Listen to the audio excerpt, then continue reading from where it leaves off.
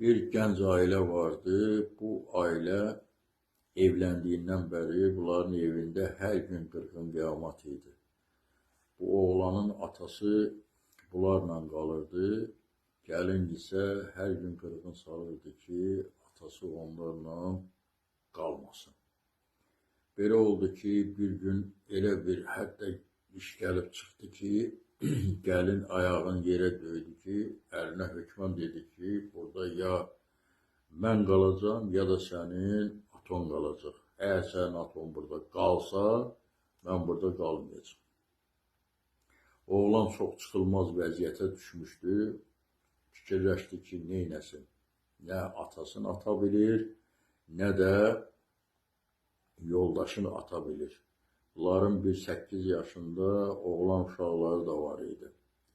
Və bu həyat yoldaşını da çox istəyirdi. Bunu əldə eləmək üçün çox mübarizə aparmışdı. İndi qalıb çıxılmaz vəziyyətdə ki, neynəsin? Nəhayət özlüyündə belə bir qərara gəldi ki, bunların dağda bir evləri var idi. Bu atasını aparıb qoysun həmin evdə, özü onun qulluğunda dursun, gedib baş çəksin, orada yaşasın, bunlar da burada xoş firavan yaşasınlar. Belə də elədi, soyuq, qış çoğunlu bir hava idi. Atası da xəstə yataqda yatırdı. Bu evdən, ayından, oyundan nə lazım olan şeylərdən aparıb yığdı maşına. Sonda da atası yataqda xəstə olduğuna görə qucağına götürüb aparıb maşına qoydu. Bu oğlu, 8 yaşlı oğlu gördü ki, atası ilə babası gedirlər. Bu da qaça-qaça gəldi ki, hökmən mən də sizlə gedəcəm. Siz bu hara gedirsiniz? Çox israr elədikdən sonra artıq atası məcbur olub 8 yaşlı oğlun da maşına mindirdi. Və oğlan yolda gələ-gələ elə atasından soruşurdu ki, bu soğuk qış havasında hara gedir ay ata? Bunların heç biri buna cavab verə bilmirdi. Bərk çoğunluq qarlı hava idi, yol güclə getmək olurdu. Nəhayət 2-3 saatdan sonra bunlar gəlib dağdakı evə çıxdılar. Evdə baxımsız ev necə olacaq? Köhnəlib, damır, evdə tikab. Nəhayət kişinin oğlu gəlib evdə bir tərəfi təmizlədi, maşındakı əşyaları gətirib yığdı evə. Evdə bumbuz, soyuq ev, elə bir ki, çöldəki rüzgar içəridə əsirdi.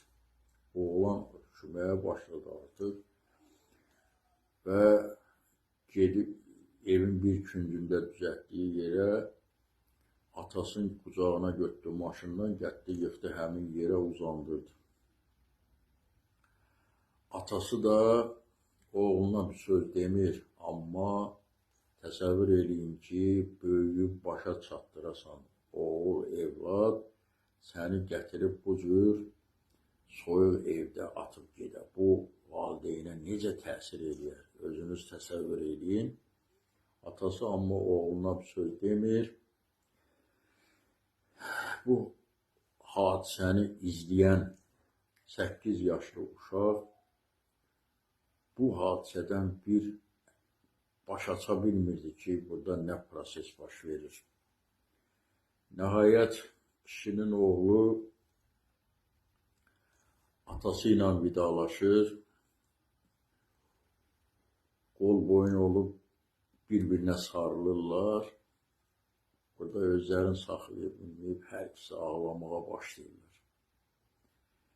Atası da oğlun bu halını görür, amma oğluna bir söz deyə bilmirdi. Nəhayət kişinin oğlu 8 yaşlı oğlunu da götürüb sürətlə evdən çıxırlar. Otururlar maşına, geri qayıdırlar. O balaca 8 yaşlı uşaq da atasından əl çəkmir ki, ata, sən babamı niyə o soyuq evdə qoydun? Axı, o soyuq evdə necə tək yaşayacaq? Amma atası da heç bir cavab verə bilmirdi. Deyə bilmirdi ki, sənin anın məni məcbur edib bu yola. Bu sözü uşağa deyə bilmirdi. Uşaq gördü ki, heç bir sualına cavab ala bilmir.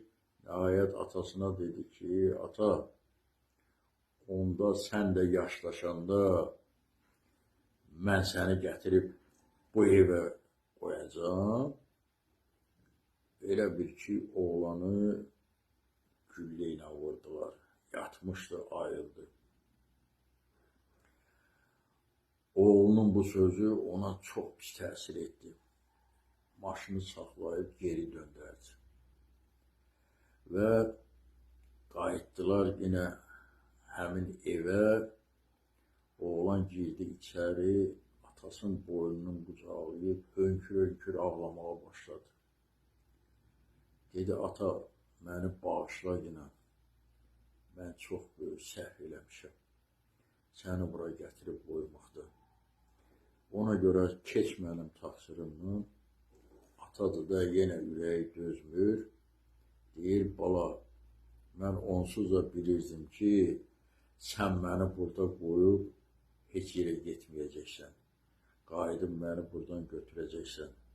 Çünki mən valideynlərimə qarşı belə hərəkət eləməmişəm. Və oğlan atasını götürüb geri qayıdır. İndi bu rəvayətdə çoxlu çıxarmalı nəticələr var. Xüsusən gənc ailələr özünüz üçün bir nəticə çıxardın. Əgər siz də belə bir niyyətə düşsəz, yadınızda saxlayın ki, o evdə olan uşaqlarınız da sizə baxıb tərbiyə götürür. Bu hadisə sizin də başınıza gələndə ayılacaqsınız. Onda gec olacaq. Əlinizdən heç bir iş gəlməyəcək. Ona görə belə fikirlərə düşməyə çalışmayın. Mən sizin hər birinizə xoş günlər arzulayıram. Arzu edirəm ki, bütün ailələrdə mehribançılıq, bir-birinin qayğısına qalmaq hökm sürsün. Diqqətinizə görə çox sağ olun.